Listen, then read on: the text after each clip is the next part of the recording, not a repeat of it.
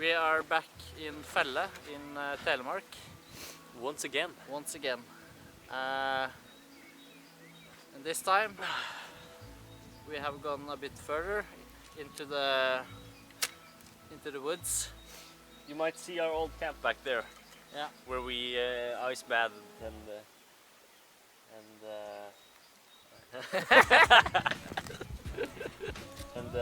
we moved a bit further in, and we're still by the river, and there's still a lot of snow, even more actually. Yeah. And we're looking forward to a nice winter camp again. Yeah, it's gonna be awesome. Yeah. The first thing we do when we come to a new place is to look after a nice place to hang our amoks. Yeah. And there are many ways to do this, and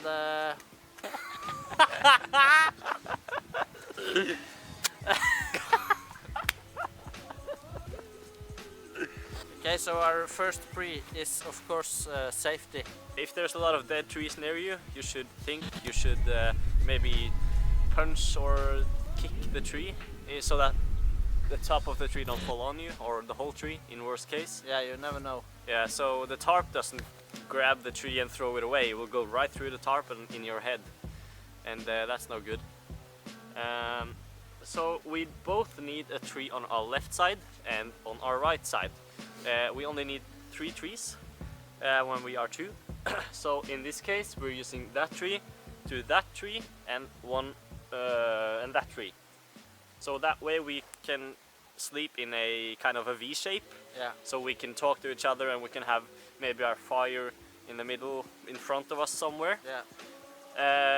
And of course have some nice view, and that's not a problem here because it's beautiful all the way around. Last time we were outside, we asked people where we should go in Norway, and as our man Beeps Outdoors said, turn around and go in a circle, stop and go 2 meters, and you're at a beautiful place. Yeah, so and it's true. Yeah, that it's kind of true. Yeah. Secondly, we need to look for a good place with a lot of wood that we can chop down and use for our fire camp. We have now found a beautiful place to hang our amoks up, and yeah, very good. Should we? Okay, Jonathan. Yeah. Should we get our? Okay. All right.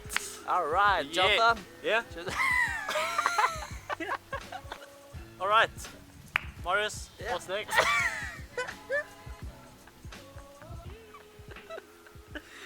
All right, Marius. What's next? You know what's next, Jonathan. Oh yeah, I do. Let's go.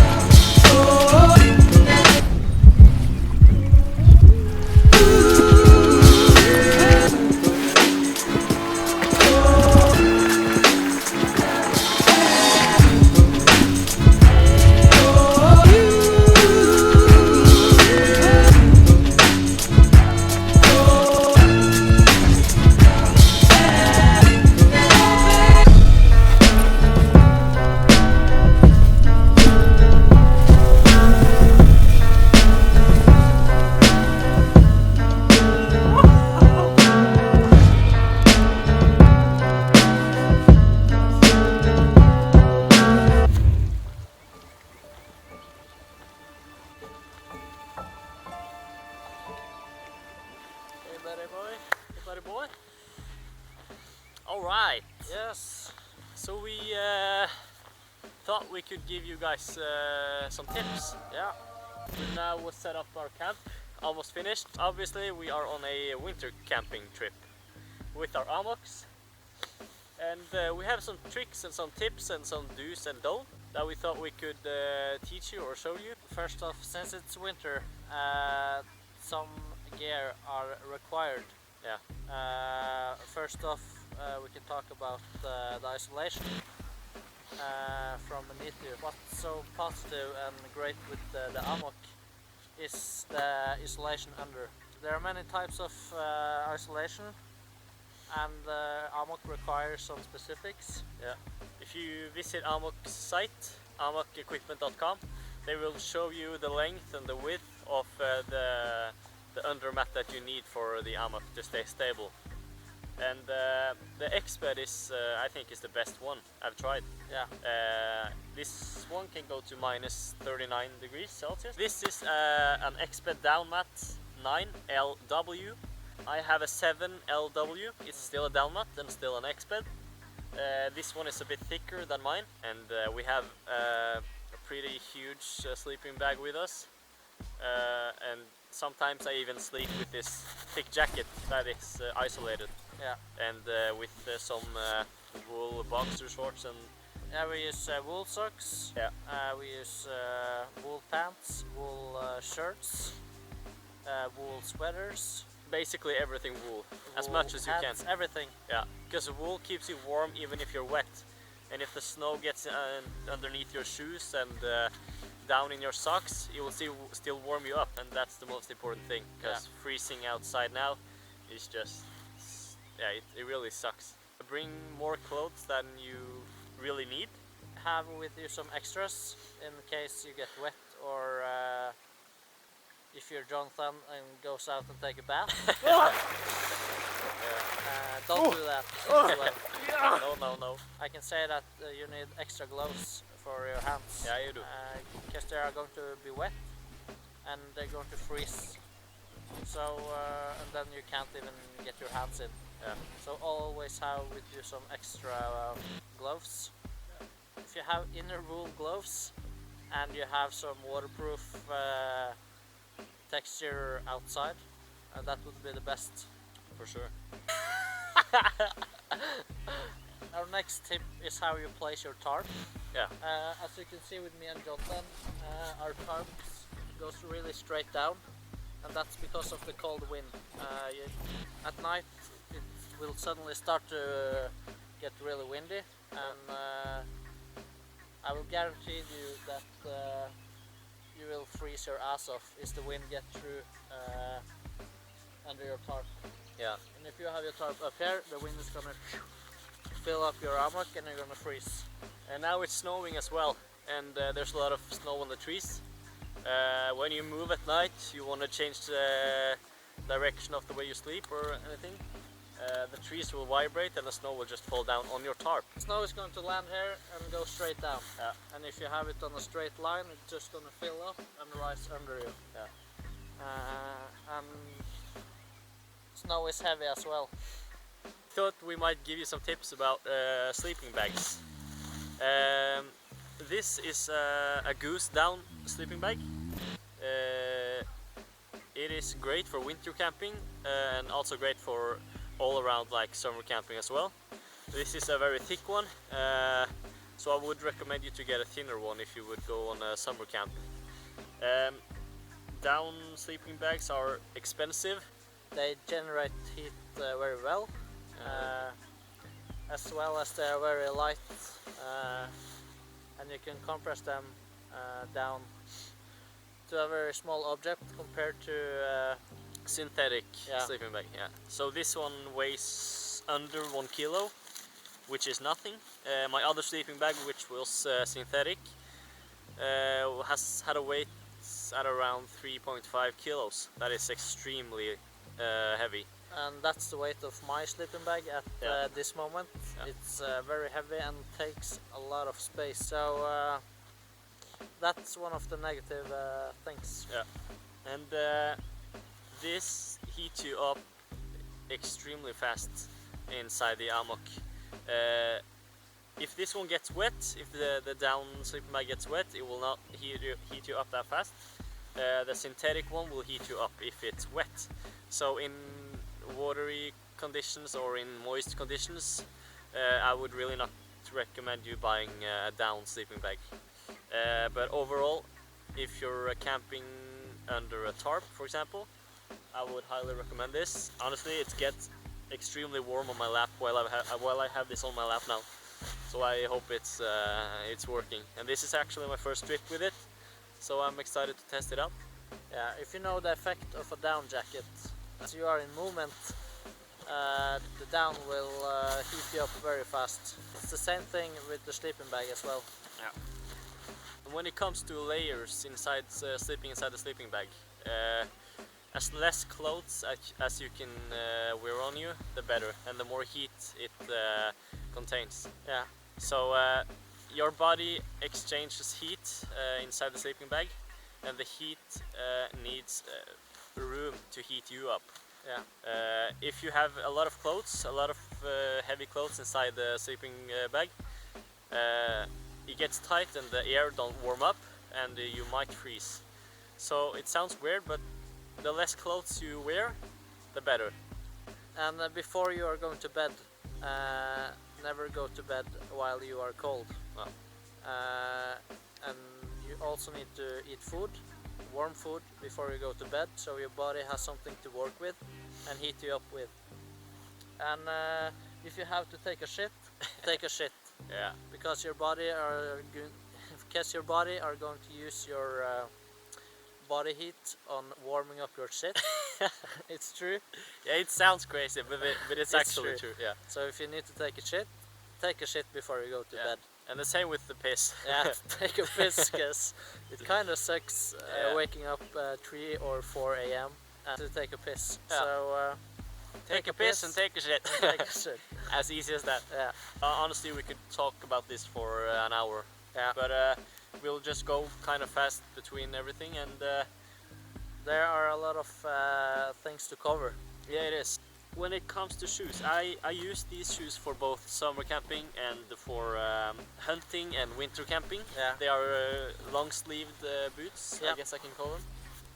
I have crispy hunter shoes, and they are the best shoes I've ever had.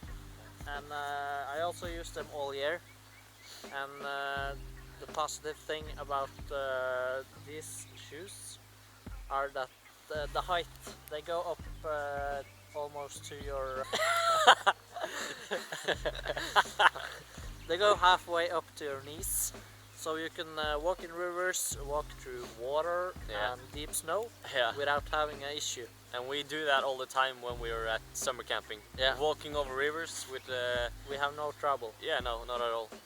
And if you use short camping shoes, you're going to have big trouble. And also, when the leather goes over your ankles, it gives you a lot of support when you're walking on rocks, slippery rocks, and rough conditions, and that might save your ankles in a long period. And walking with a backpack that is 20 kilos, it really kills your ankles and your feet. And having high boots helps you in many ways. Yeah, and they are made out of 100% leather. They need some paints, which I need to rub them in with fats, mink fats. Yeah, you can just do it once in a while. Yeah. And they are going to stay good for a lot of years. Yeah. Recently done something stupid with packing up with a lot of socks, or thick socks. I have these shoes in one size over my regular shoe size, so that I can fit some layers extra. But you should also have thin socks, so that your feet has some room to work with and heat to work with. Because if it's too tight down in your shoes, you are going to freeze. You're going to freeze, and I've done that the last couple trips with that. And you can walk for a mile, or you can jog a long time, and it won't help. No.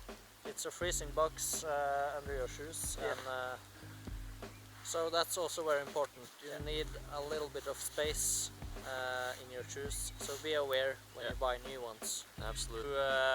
Pants. You should, at least on winter camps, have water-resistant pants, because the snow will get anywhere, and you get wet, you're going to freeze, and you have to work to get warm. Yeah. And we can also recommend having a warm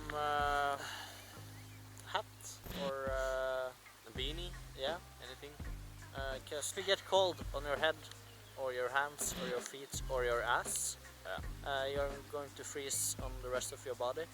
So if you got those 4 parts covered, you're probably good. Yeah.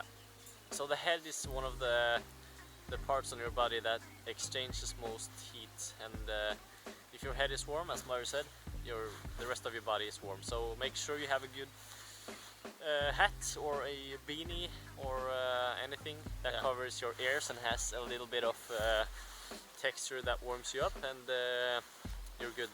Yep. Yeah. The second thing we do when we come to our camp is to dig out a huge place that we can hang out in and place our campfire in.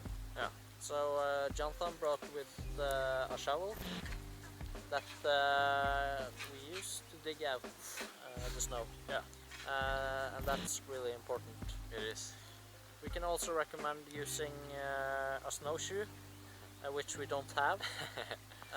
We should have had one, yeah, or a couple. Yeah, and it will make your life so much easier to get from A to B when you're outside. And if you're going far, definitely use that as well. All right, Yeah. Marius, wanna dig? I want to dig. Get to Let's work, dig buddy. it, buddy.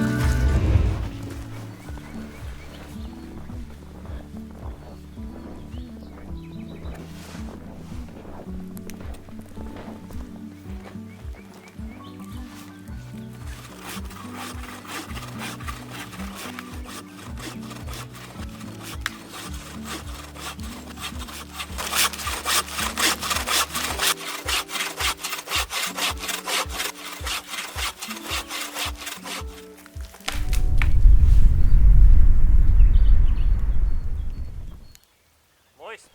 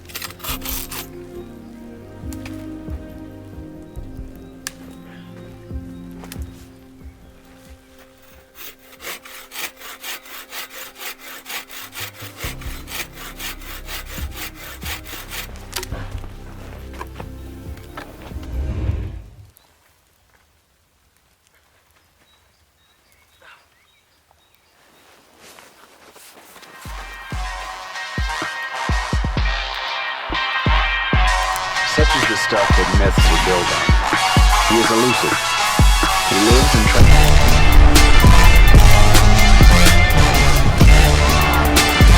We don't recommend doing that. Always safety first.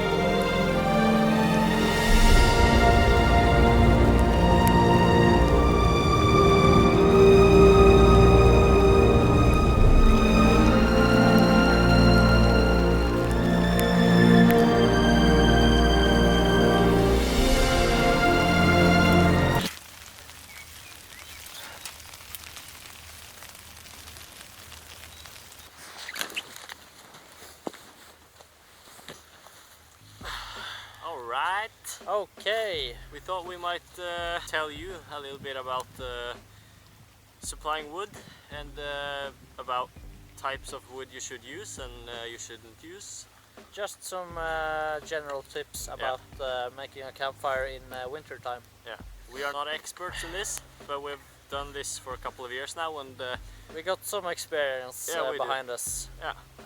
And as you can see here, we have chopped down some, or Jonathan has chopped down some big wood, small wood, and medium wood, which we need in order. We always start with the smallest branches. These we take from birch, which are not rare here in Norway. These are what we call the never, and we call it Femundgold. When we was a week in Femundsmarka National Park, we used this a lot for the fire starters. Every day. And they are just amazing to start fires with, and they burn really well. And the next part you can talk about, Jonathan. These are the layers that we take upon this. Yeah, so we start from the smallest and then we build up. These are the smallest branches which you find underneath the spruce wood, or the bottom of the spruce wood. This is like the fundament of the fire, both this and this. Yes. Without these, you don't usually get fire. This is like, if you don't have these, it's like building a house on sand. You need a good base from the bottom of, and then you need to build up. And these are the key to a good fire. Next up, we have this one. That's a lot thicker than the previous one. These last for a bit longer time, and these create coal and embers on the bottom of your fire, which then dries up and gets your fire going. And, the embers are up and going and are really stable. You can put out the fire and put on some new ones, and the fire will start again just from the burning embers. Yeah, even a day after. Yeah, and that's when you know you had a good campfire. Yeah. So that's why these are so important to start to build up. You can never start up with just a huge branch and think that it will start a fire. That's not how it works. You might see fire, but it won't last. Yeah. And that's important. Then we have this badass. That's a thick one, and this is like the most important part if you want heat. This will last for a long time. You might burn up to half an hour, and that way you don't need to refill the fire all the time with new branches. Because if you use these, which are a bit thick but not thick enough, because it will be gone in a minute or so. Yep. And this will burn for a long time. If you don't have materials from birch, you can also use something called feathers. These are extremely thin because you slice it with a thin knife, and that way you get a really good start and a good base of your fire. So if you don't have birch in your nearest to you, don't worry, just slice up some feather sticks and you're good to go. To the tools that we use, this is a hand saw. These are really handy on smaller branches and smaller trees. Yeah. I find this as my favorite overall. It's just so simple and easy to use, and it's really strong. And it's cheap as well, isn't Yeah, it? it's quite cheap. Yeah. So this is all around my favorite to chop down and saw down wood. Yeah. Then you have this bigger saw. We use this to take down bigger trees, like the one you saw. The saw Marius has there is too small to take down that tree. You can see the difference between these two. So this saw right here can take a tree that is approximately like that, and this one can take a bigger tree, obviously. Basically and, any big tree. This is razor sharp, it just bites right through the tree. And you can be two guys on this, so one on that side and one on that side, so you can just cooperate and it will go like butter. Yeah. Yeah. So it's really handy as well. Yeah, but though it takes a lot of space in your backpack and it's not that easy to take off the blades, so it might rip off your a bit of your backpack or clothes or whatever, and that is not too good. But you can also get a bigger saw that is foldable, which you can open up, take off the blade, and then make it compact, and that is great. I tried to get one, but I couldn't get my fingers in it. And then we got the classical axe. If you want to chop huge wood, you would need a great and huge axe as well. These are a medium one, so it's for the smallest trees around here. I find them not as effective as the smaller saw, but they're handy as well. I personally like an axe. In terms of splitting round wood, you have to use an axe and not a saw, and for that purpose it is good. You can make some shavings out of it. It's not great, but it works. But I think that you use an axe a little bit more differently than a saw and a knife. It carves not that well, but it splits really well. So I think it's good. Yeah. And now it's down to chopping wood, and this is where the axe come in. Jonathan, can you show the boys how to do it? Sure. Sure thing. So if you've already split it like I have, you have this kind of flat area, and you have to press the axe down towards the base of the wood, and you need a solid ground where you can punch the axe through the wood. So you press it down like this, and then you bash it, and now I have two parts of the wood, and you can do this all the way.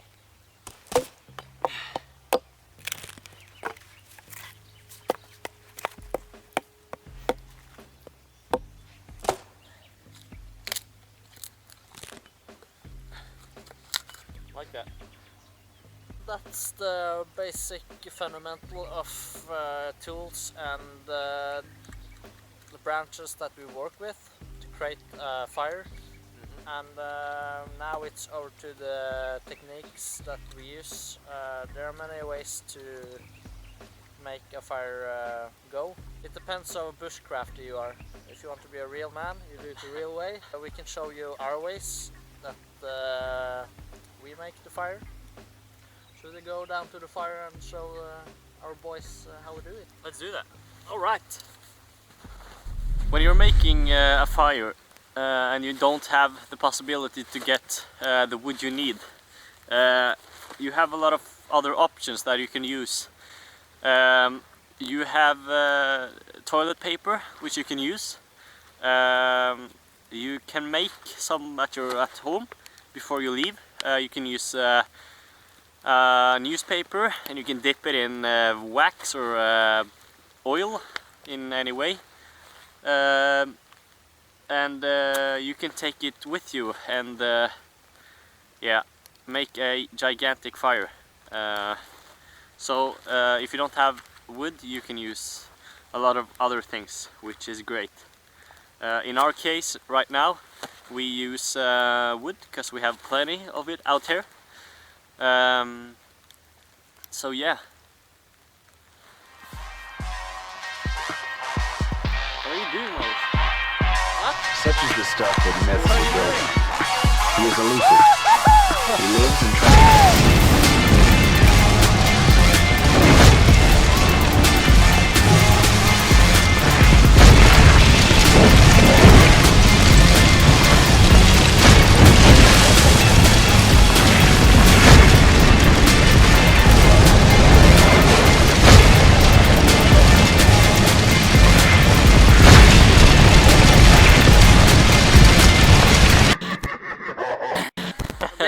This was just an example.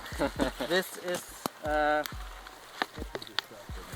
in extreme conditions when you are in truly danger and You have no other it's option. impossible to make a fire. You can use this, and this is fire fuel. Tändvätska. Tändvätska. We never used this. We bought this just for this small little prank here.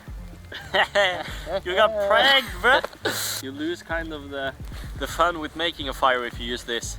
And It's this so is, easy. You gather wood, you spray paint it with some of that, and you got a fire. You know, it's no fun in that. it creates a lot of heat, but yeah, it's a no-no for us at least. Yeah. It was fun to try it though. It was fun. But don't do that. Use real wood. Be a real man or a real woman.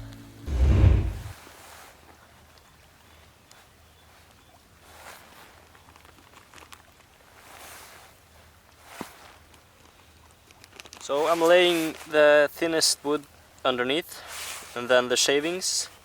This is not enough, I think, but we can try. And then we have some old birch wood that we've collected earlier. So we'll try with that. So here I have a ferrocerium rod or a fire steel, which works like this. So we'll try to get a fire with this first.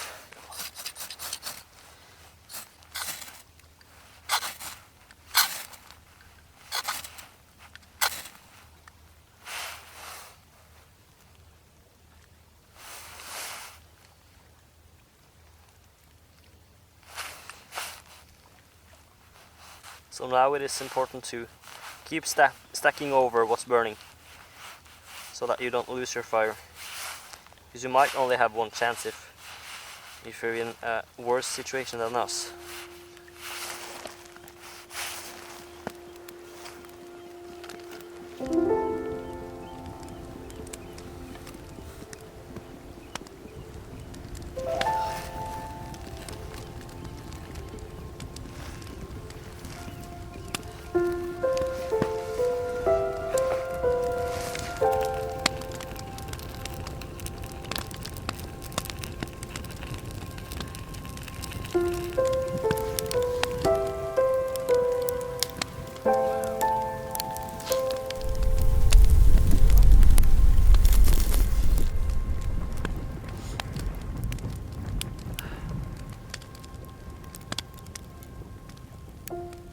As you can see, the campfire is up and running. Oh yeah. And it's burning quite well. Well done. Yeah, I think it does. So you did a great job here. Thank you, thank you, thank you. And as you guys can see, it's starting to get quite dark outside. Yeah. It's starting to get a bit late as well. So what's the clock? The clock is around 6 p.m. now. Around 6 p.m. Yeah. So so if you've followed our steps in creating a campfire, you should have something that might look like this. It should be burning quite well. So I think that it's time for some food, Marius. Yeah, and we actually bought some tacos. Taco! Taco Mexicano! Mexico! So yeah, that's going to be delicious later on time. So I think we'll say goodnight for now and get us some food and just chill in our lovely hammocks. Yes. And yeah, we'll see you guys tomorrow. Yep. Yep. Good night.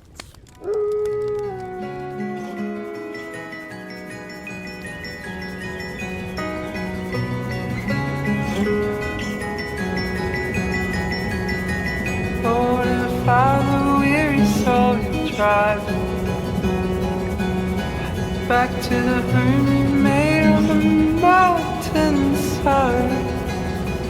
Without a terrible thing, there's papers for the walls on a lonely ring, a lonely ring. Sit on your porch and pluck your strings. Oh, and you'll find somebody you can blame. And you'll follow the creek that runs out into the sea.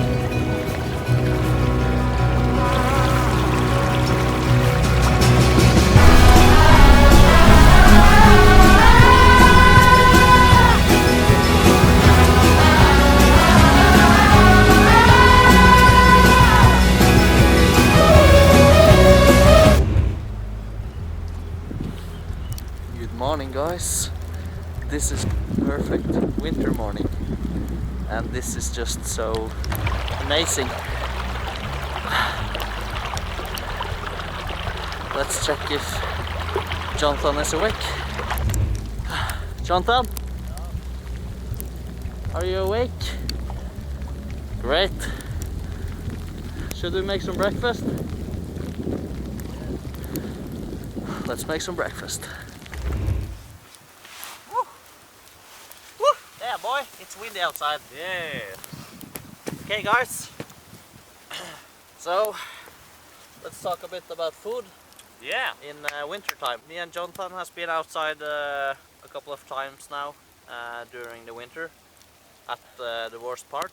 We get really lazy with food. Yeah. We just want to have it as easy as possible. When it comes to what we eat, we have a really easy food line. Yeah. Jonathan, what do we eat? Normally we eat tons of noodles.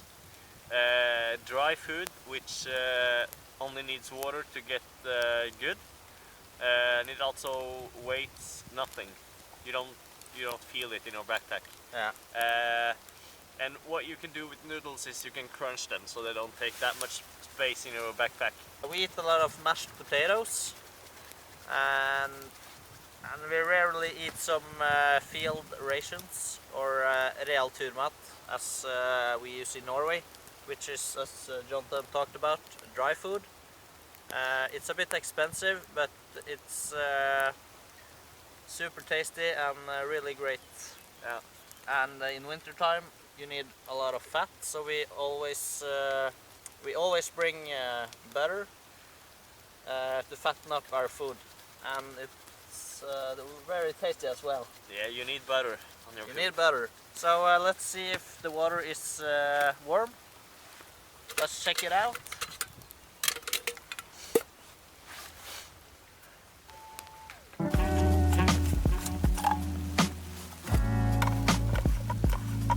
Yeah, it's up. Nice. How many packs? 2, 3? 3 packs. I think it's good. Just like that, and we make it stay for a while. A bit of butter, not much. And we got some spices to make it tasty. Arriba! Arriba! Just like that. More water. This, so it just sits and the heat don't disappear. Muy bien.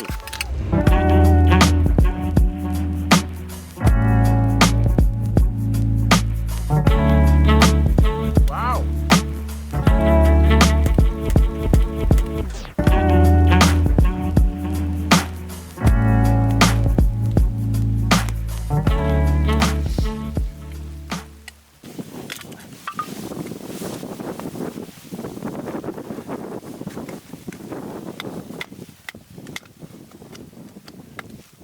White up, red cliff, big sea.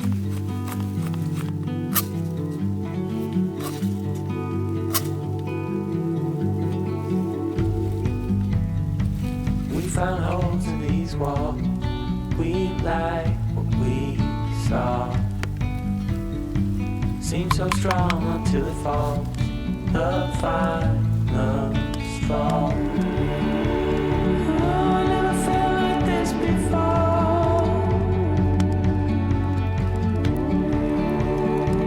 When I was trapped, you showed an open door.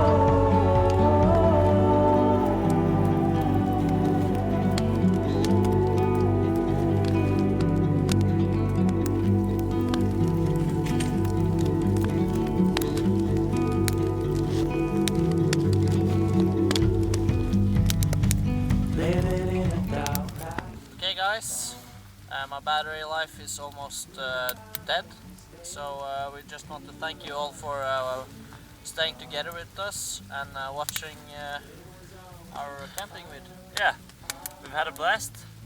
It's been a lot of fun, and I think we all learned quite a few things. We're just going to stay out here and enjoy the snow. Yeah. And drink some tea and just enjoy this. Yeah. We hope our guides and tips are going to help you guys. Tonight we stayed warm and toasty. Yeah. So sure. Yeah, and we thought we might have a Q&A the next video. So it would have been cool if you asked us questions and we can answer them the next video with, Yes. With your name, and yeah, we think it could be cool. So make sure you leave a question and we'll answer them. answer them. And if you guys fancy an amok that we had with us this trip, Yeah. we got 10% off, which pops up right now.